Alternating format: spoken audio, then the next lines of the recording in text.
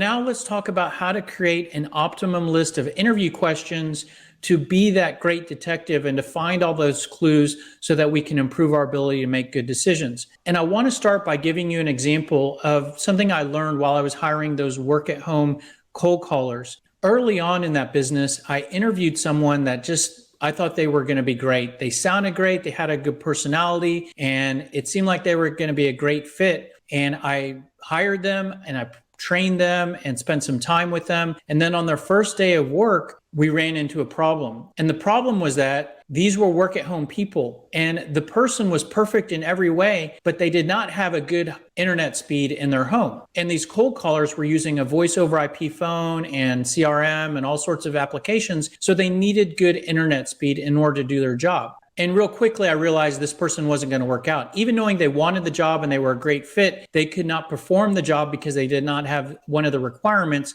of good internet speed. And when I reflected back on the interview, I realized I did not ask them about their internet speed. And that was a big error for me. And what I learned from that was that there was a requirement of good internet access. And that was a clue that I did not look at because I didn't ask a question about what their internet speed was. And I realized for everybody that I interview, I have to ask about their home office environment and their internet speed. And what that led me to figure out when I was interviewing all these people every day was that for each requirement of the position, there is a question that should be asked. So if they need to have good internet speed, then I need to ask a question of, do you have good internet? They need to have a good work at home setup, meaning they're not sitting, in front of their TV. They have a table to work on and good quiet environment. I need to ask, tell me about your workspace. And if the job involves them making cold calls all day, I need to understand, how do you feel when you're making cold calls? In that particular position, I was going to teach them a lot of processes. So I need someone who can learn and follow processes. So I need to ask them, tell me about a process that you had to learn in the past. So this is how I became a good interviewer, is that I realized, okay, in order to pick the right person for a job,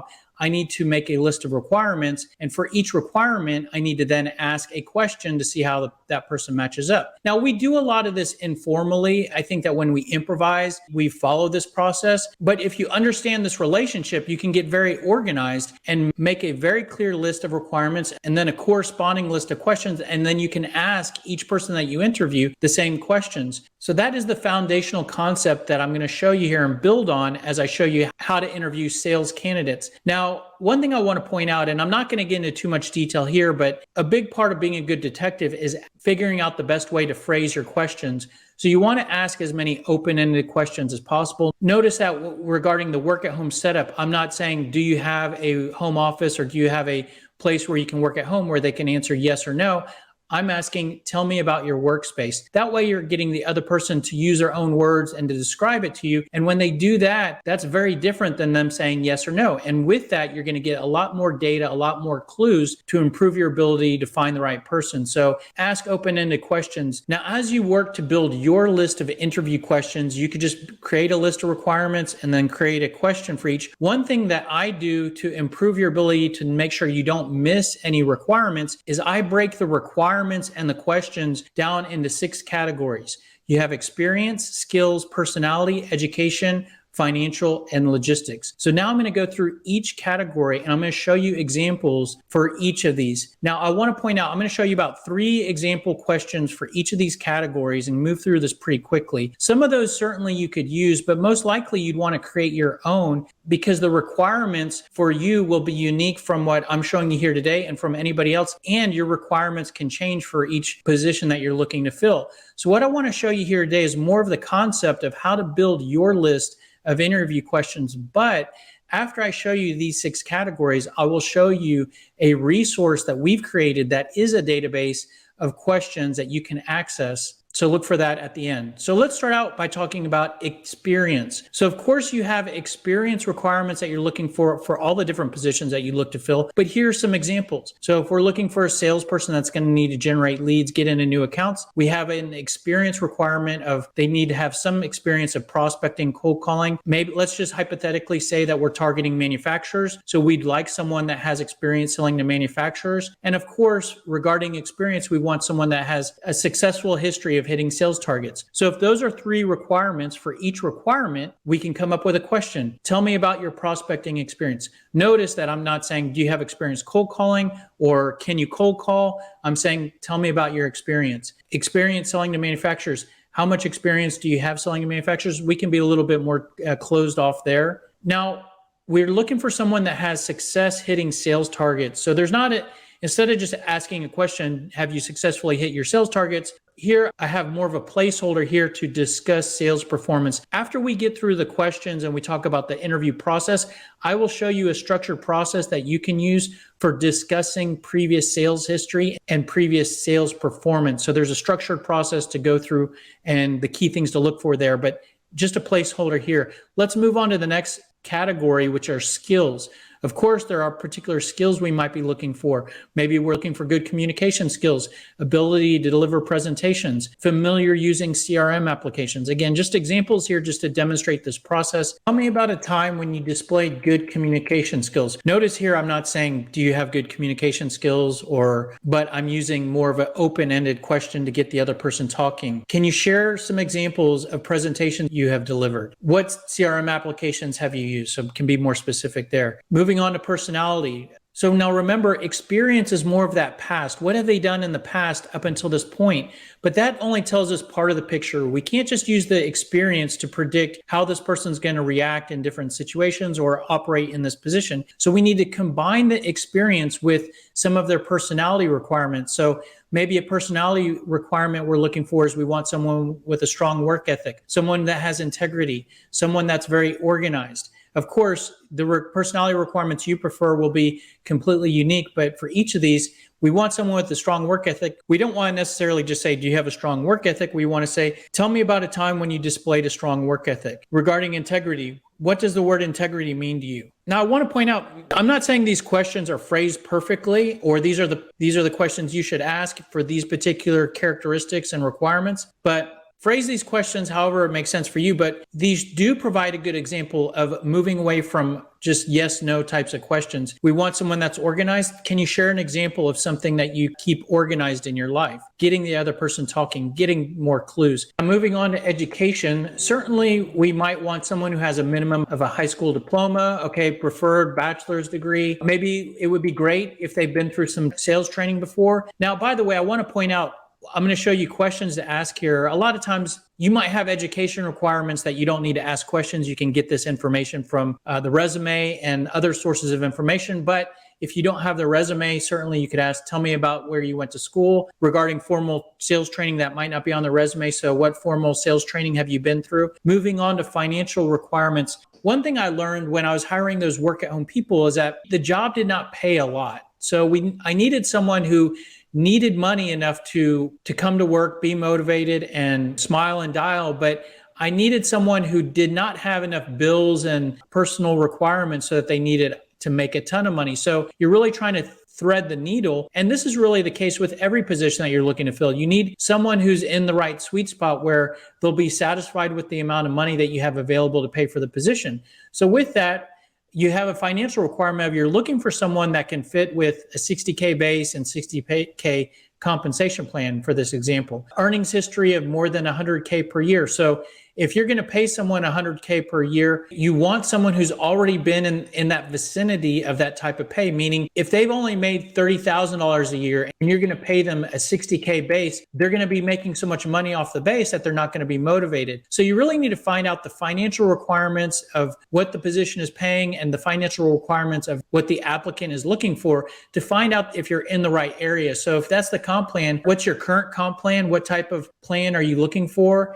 Talk regarding earnings history. What did you W-2 the past 3 years? That's a great question to ask to find out where the other person's been to see if it matches up with the position you're looking for. All right, the next category is logistics. And certainly if you're looking to fill a position, there are logistics with the person you hire, logistics with the job. Let me give you some examples. So maybe there's a start date. You want to identify if that person is in that vicinity of being able to start around that time. Maybe you need the person to relocate. Maybe there's a lot of travel involved. The example that I gave you of internet access, work at home environment, those are examples of logistics. And by having this category broken out, this is a way to make sure you don't miss asking some of these questions, like in the example, how I forgot to ask about internet access. So this is going to push you to make sure you're getting all the clues that you need to get so that you pick the right person. So if you need them to start in January, what time frame are you working against? When would you be able to start, able to relocate? How open are you to relocating? You need them to travel. How do you feel about business travel? Again, maybe not the right questions, but the key here is that you're talking to the prospect about all the logistical details of the position. All right, those are the 6 core requirement areas, but I'm going to give you 2 bonus areas, and you may or may not need these, but I'll just put these out here. So you have some introduction questions. These are questions that you could ask before you dive into the experience. How's your day going so far?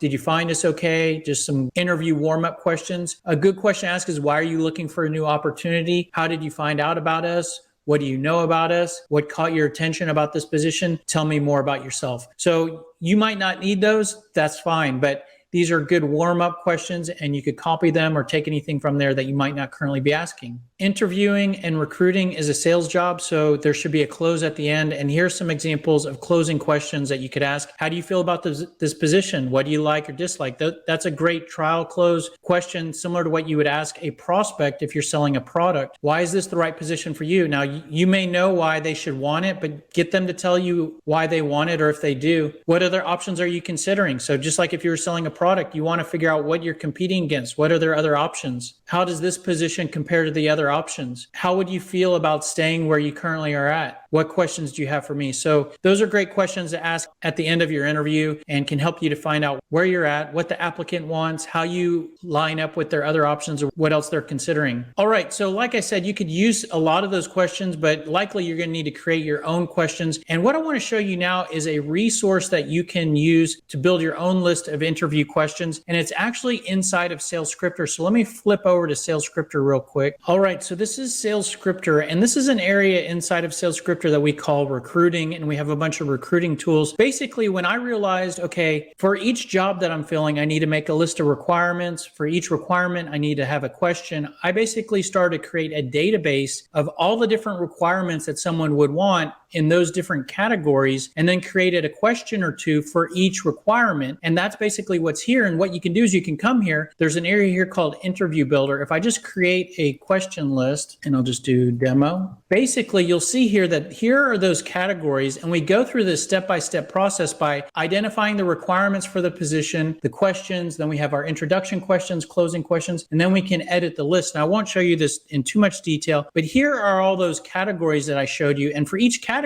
you'll see there's a list of requirements. So let's say we want someone that's loyal. We need someone that is not resistant to change, a self-starter. You can basically drag and drop and build your requirements here. Now, one thing that this can do is this can help you to think of things that you might not have thought of in terms of requirements for your position. We need someone with presentation skills, ability to learn new skills, okay? In one of these categories, whether it's personality or skill or financial, there may not be a pre-written requirement for what you're looking for, and you can easily add that here. Let's say that a skill that we want is able to train others, okay? If I hit enter here, then that creates a new box, and I can then add that to my list. Now I'm going to go ahead. You could go through each of these categories and basically build all the requirements by dragging and dropping for the position that you're looking to fill. And if I click next, now basically what it does is it grabs all of our requirements, and for each requirement that we've selected in the database, we've already written a few questions for each, and you can just pick which one you like. So if we're looking for someone that's loyal, can you share an example of a time when you had to break your loyalty to something or someone? Again, whether or not that's the right question, you have a few options to choose from here, and you can just drag and drop and basically build an optimal list. So a couple things here. One is this may give you ideas of new questions to ask. It also might save you time from having to write your own or create your own. And it just gives you a structured process. And what you end up with is you end up with an optimum list of interview questions based on the position that you're looking to fill. So I just want to show you that. Now, we actually do have a free trial of this area of Sales Scripter, and I'll put a link in the description of where you can sign up for a free trial of this particular feature.